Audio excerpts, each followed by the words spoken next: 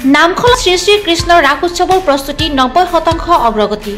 ধৰ্মালোচনী সভাত অংশগ্ৰহণ কৰিব যোৰহাটৰ শিশু বক্তা অংশুমান বৰাই। চমক দিব টাইটানিক জাহাজ আৰু UFO আকাশী যানখনে। দৰং জিলাৰ সীমামূৰীয়া ঐতিহ্যমণ্ডিত নামখলা শ্ৰী শ্ৰী হৰি মন্দিৰ বাকৰিত 14 নৱেম্বৰৰ পৰা 9 দিনীয়া বৰ্ণিল কাৰ্যসূচীৰে 41 সংখ্যক শ্ৰী শ্ৰী কৃষ্ণ ৰাস উৎসৱটি উদযাপিত হ'ব। শ্ৰী শ্ৰী কৃষ্ণ ৰাস উৎসৱৰ নিৰ্মিত বিভিন্ন মৃন্ময় মূৰ্তিসমূহ শনি সূত্ৰধাৰৰ তুলিকাই শেষ পৰশ পৰিছে। এইবেলি কিছু ব্যতিক্ৰম ধৰ্মী যন্ত্ৰচালিত মূৰ্তি বা যন্ত্ৰচালিত সামগ্ৰীৰে তৈয়াৰ কৰি উদযাপন সমিতিয়ে দৰ্শকক এক চমক দিবলৈ চেষ্টা কৰিছে। পৃথিৱীৰ বিখ্যাত UFO জানে কেনেকৈ পৰ্যবেক্ষণ কৰে তাক দেখুৱাবলৈ প্ৰয়াস কৰিছে। আনহাতে টাইটানিক জাহাজখনেও পানীত চলাই দৰ্শকক চমক দিব।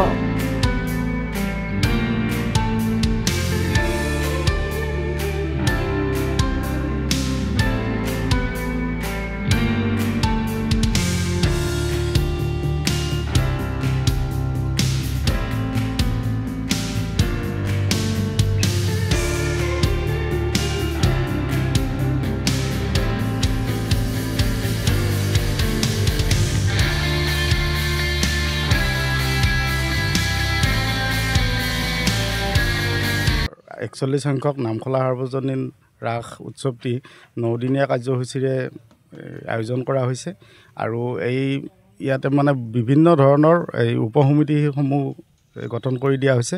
তেওঁলোকে দিনে ৰাতিয়ে বহুত কষ্ট কৰি তেওঁলোকৰ দায়িত্ববোৰ পালন কৰি আছে আৰু এইবাৰ বিশেষ আকৰ্ষণ থাকিব আমাৰ দুখনকৈ থিয়েটাৰ, সূৰ্য আৰু হেঙুল থিয়েটাৰ।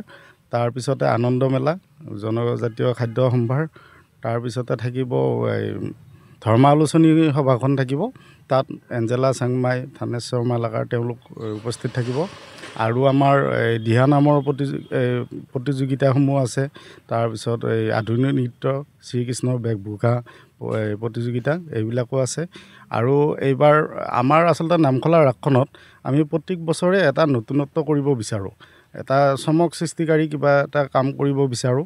সেইমতে আমি যোৱা কেইবছৰ ধৰি এৰোপ্লেন, উৰাজাহাজ, তাৰপাছত টাইটানিক এনেকৈ বনাই আছিলোঁ আৰু এই বছৰো আমি এটা চমক দিবৰ কাৰণে UFO যিটো মানে উপগ্ৰহৰ পৰা অহা যানখন, সেইখনৰ পৰা মানে এলিয়েন নামি অহা তেনেকুৱা এটা কাৰিকৰী সমৃদ্ধ মানে কৰিব ওলাইছোঁ আৰু সেইটোৰ কামো মোটামুটি 90% শেষ হৈছে। আমি অহাকালি মানৰ পৰা ইয়াতে স্থাপন কৰিম আৰু ইয়াৰ লগতে এইবাৰ ডাউকা পুখুৰীৰ পাৰটো মানে যিটো আচলতে প্ৰাকৃতিক সৌন্দৰ্য আছে এই পুখুৰীটোৰ, সেই সৌন্দৰ্যখিনিক আমি মানে ব্যৱহাৰ কৰিব বিচাৰিছোঁ। তাৰ কাৰণে আমি গোটেই পাৰটোতে মূৰ্তিবিলাক স্থাপন কৰাৰ ব্যৱস্থা কৰিছোঁ আৰু ইয়াতে পানীটো বিভিন্ন ধৰণৰ কাৰিকৰী কৌশল কৰা হ'ব আৰু ইয়াৰ লগতে এইবাৰ মুঠতে নামখলা ৰাসখনত বহুতকেইটা বস্তুৱে তাৰমানে নতুনত্ব পাব।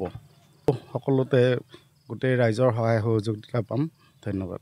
সাৰ্বজনীন ৰাস উৎসৱৰ যি আমাৰ প্ৰস্তুতি ইতিমধ্যে যথেষ্টখিনি আগবাঢ়িছে আৰু এইবাৰ আমাৰ মানে চমক সৃষ্টি কৰিবৰ কাৰণে মই এখন এইবাৰ এলিয়ান যান বনাইছিলোঁ আৰু সেইখন ইতিমধ্যে মোটামুটি 90% আমাৰ হৈ গৈছে কাম আৰু অহাকালিৰ ভিতৰত সেইখন ইয়াত প্ৰতিষ্ঠিত হ'ব।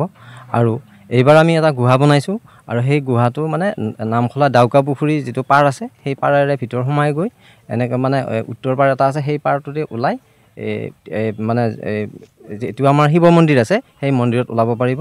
এনেকুৱাকৈ এটা মানে বহল হেৰিকৈ মানে কৰা গৈছে। আৰু আমাৰ যি সাংস্কৃতিক অনুষ্ঠান, এই সাংস্কৃতিক অনুষ্ঠানত পাপৰি গগৈ ইতিমধ্যে আমন্ত্ৰণ দিয়া হৈছে আৰু শিশু বক্তা অংশুমান বৰা আমন্ত্ৰণ কৰা হৈছে আৰু আমাৰ যি লোককৃষ্টি যিটো ওজাপালি সেইটোও থাকিব। সেইটো আমাৰ পৰম্পৰা হিচাপে আছে দৰঙৰ আৰু প্ৰতিযোগিতা। আৰু তাৰ লগতে আমাৰ যি বেশভূষা যিটো প্ৰতিযোগিতা, এই প্ৰতিযোগিতাত আমাৰ কস্তুৰী চেতিয়াক উদ্যোগ হিচাপে তেখেতক আমন্ত্ৰণ জনোৱা হৈছে। এনেকুৱা কিছুমান মানে আৰু তাৰ ভিতৰত মীনা বজাৰ বা এঞ্জেলা চাংমাই তেখেতো আহিব।